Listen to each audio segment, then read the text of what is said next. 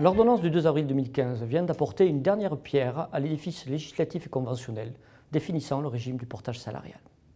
Pour rappel, le régime du portage salarial se définit comme une relation tripartite associant d'une part une entreprise dite de portage salarial qui va conclure avec une entreprise cliente un contrat commercial au travers duquel une prestation sera offerte. D'autre part, un salarié dit salarié porté qui va réaliser la prestation au sein de l'entreprise cliente.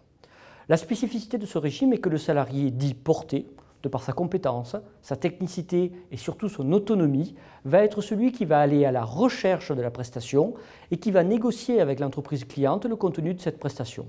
Cette prestation sera l'objet du contrat commercial entre l'entreprise de portage salarial et l'entreprise cliente. La spécificité de l'ordonnance du 2 avril est qu'elle vient définir l'ensemble des trois relations unissant les parties. En premier lieu, l'entreprise de portage salarial va devoir être une entreprise spécifiquement dédiée à cette activité, bénéficier d'une autorisation administrative et assurer la présentation d'un certain nombre de garanties financières. En second lieu, l'entreprise cliente qui va bénéficier de la prestation ne va pouvoir avoir recours à ce régime que pour la réalisation de tâches occasionnelles ou nécessitant une expertise dont elle ne dispose pas en interne.